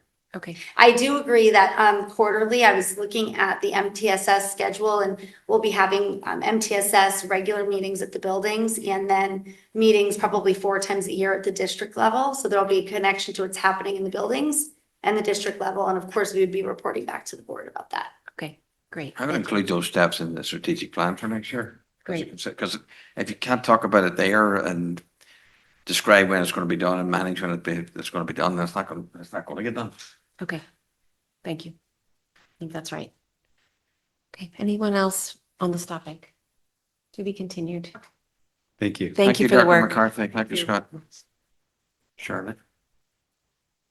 Okay. We'll move on to discussion of 504 policies, practices, and procedures. Thank you, Scott. And the board had asked just for an update on 504, and we repeated, but many new community members might be interested. So we've included in the section 504 practices and procedures, just the background information about 504. And perhaps just before I begin, for those, just to distinguish before we just go through a brief summary of that. The difference, if you want to, between 504 and IDEA, when children are receiving services under IDEA, the notion is that they require specially designed instruction to really address their needs and their learning needs. When students receive accommodations and modifications and supports under 504, the notion is that they do not require specially designed instruction. They require reasonable accommodations and modifications. They require annual review of those modifications and accommodations. And they also do require every 3 years a minimum of reviewing that. It's like a triennial, but with a 3-year review. So I just wanted to open that. So as we go through that, we have an understanding. The first slide, but I don't know what happened to the clicker. Okay.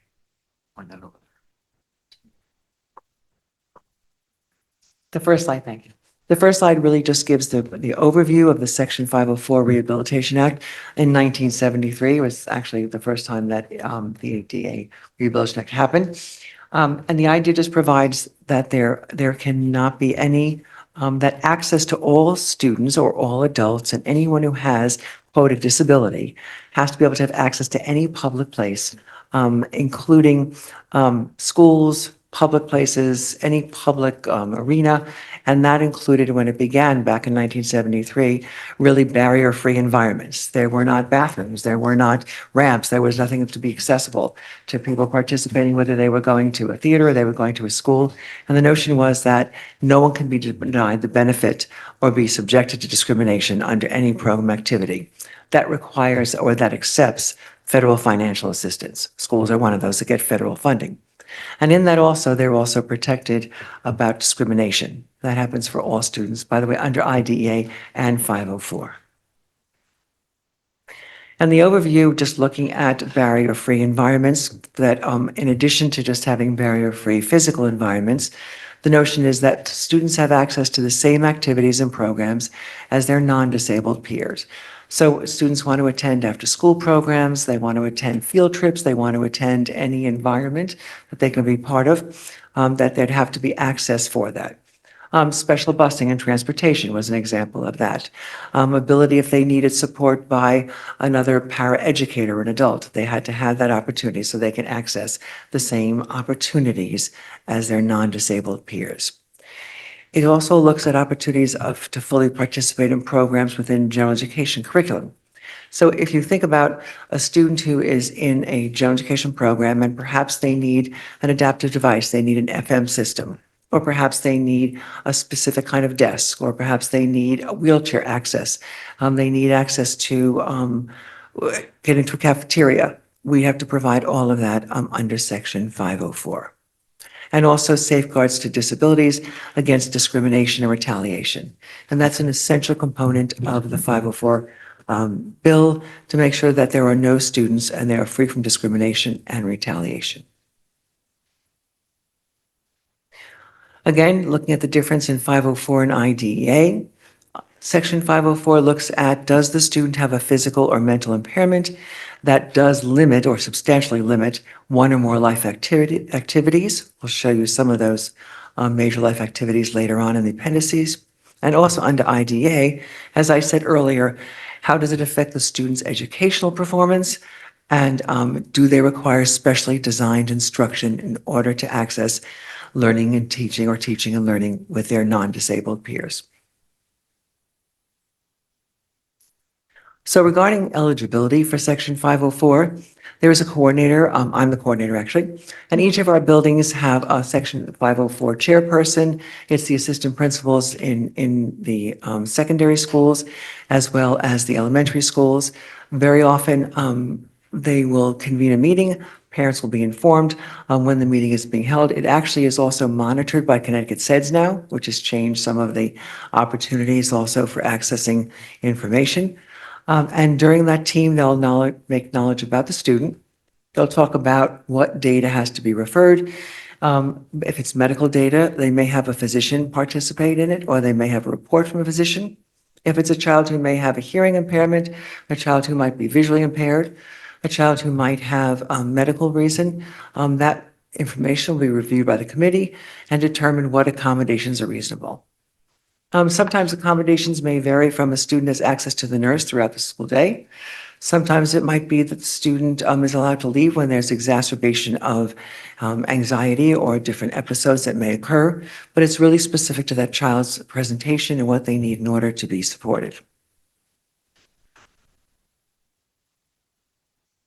Under the evaluation procedures, we will look at school records. We also look at someone who has knowledge. Very often it may be the parent, it may be the nurse, it may be a teacher, it may be a physician. And we also often, there might be testing that is needed. I'll give you an example. A student comes in and has a 504 because they've recently had a skiing accident. And they happen to require someone to get, I'll say, from class to class because they need a wheelchair in order to access the building. At the same time, they heal and they're better, but they also might have some physical needs in terms of participating in gym or other activities, and they may require a PT evaluation. It might be that they need, in order to access those activities, that we provide a PT evaluation, so the 504 team can recommend that. It might be a child who's experienced some significant clinical needs and might need a psychiatric evaluation in order to determine access what reasonable accommodations may be. And we would also provide that under 504. Plans and meetings happen. There's an annual review similar to the IDA process where the team will meet with the family and the student when attending at least once a year and every 3 years at a minimum for reeval. And the district trends, we've done a comparison between 2024 and 2025. And as you can see, we'll go through the details of it, but you'll see the increase in different schools, but you'll also see the increase or changes within the classifications under 504. And we'll start with elementary. And as you can see, elementary went up in terms of students who are receiving 504 accommodations who have attention deficit disorders. You'll see they kind of stayed flat in terms of generalized anxiety disorder. And if you look at health impairment and also other disabilities, those often are interchangeable, and that's why you'll see it went from 154 to 110, but many of those students might have then been captured under other disabilities that went from 30 students to 71 students. And if you look at the notation on the bottom, of the district trend slide. It shows that food allergies, fine motor impairments, visual motor impairments, and other neurological impairments. And in the appendices, it does list all the different impairments that may. So the team might, under health impairment, for a student who has a medical need, might have it under other health impairment, but they also might include it under other disabilities. So you may see a shift in terms of where students are identified. That was really improved over the last few years. It used to be there, you might have seen a generic 504, which didn't really tell the team that's working with the student what that area was and why they had those accommodations. So now we have really specified and made sure that we identify what the disability is and what the accommodations are to support that student. You'll see that trend in middle school also. When you look at other disabilities that went from 13 to 69 and 88 down to 45, again, those other health impairments. And I did speak with our head of nursing services, Emily, and just spoke with her about the idea that it might have been that eating disorders or different areas were included in other health impairments, and more appropriately now, they should be in other disabilities. And you will see that same trend in our high school numbers as well.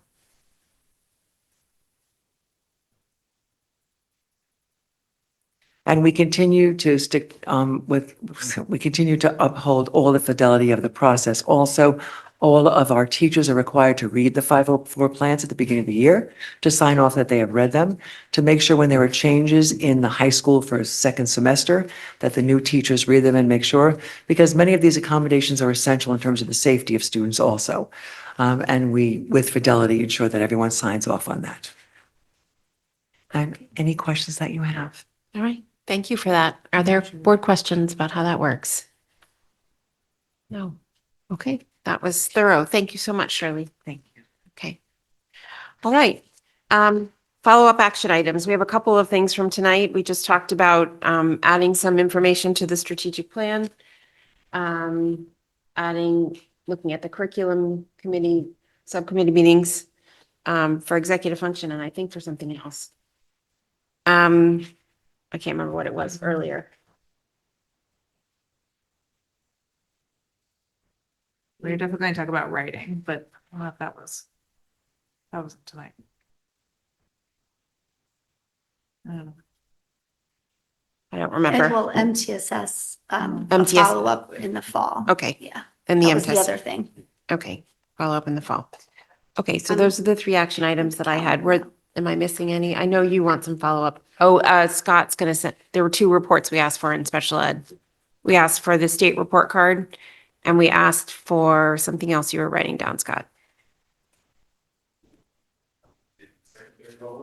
Chronic absenteeism in the secondary level. Yes. Per pupil, and that's the one in the state report card, the per pupil expenditures by Dirk. Okay. We finalized like the follow-ups. It was like, follow up holistically and. Yeah, good question. Because on MTSS, we're going to follow up, and I think we're following up on all of it in the fall, in the next around the November timeframe. The first 2 questions that Scott referenced, we You're can going to send that in send memorandum. the state report card and the absenteeism will come in a. Yes, Joanne. If we have more granular questions just about the data in general, is it okay if we email them? Yes. Thank you. And if we find that there's something else we want to understand, we can follow up too. Dennis, were you going to say something? No. Okay. All right. With that, I'll move to public comment, please. If anyone in person or online would like to participate in public comment, please come up to the podium or use the raised hand icon and wait to be recognized. Once recognized, please state your name and address for the record and note that you will have up to 3 minutes to comment, and please note the time with the chair. Okay. Marge, I skipped the personnel report. Was there anything? It looks worse. There you go. Normal for this time of year. It's normal for this time of year. Every year we get 5 to 8 teacher retirements, so we send out that notification. The piece of good news is that more than 5 paraprofessionals have retired or resigned, so we will not need to lay anyone off. Okay, that's great news. Thank you. Thank you, Simone, for pitching in tonight. We appreciate it. No, there are no raised hands. Okay. All right. With that, I'll take a motion to adjourn. That is Dennis, seconded by Greg. All those in favor? That is unanimous. Thank you all for all the work tonight. Have a good evening.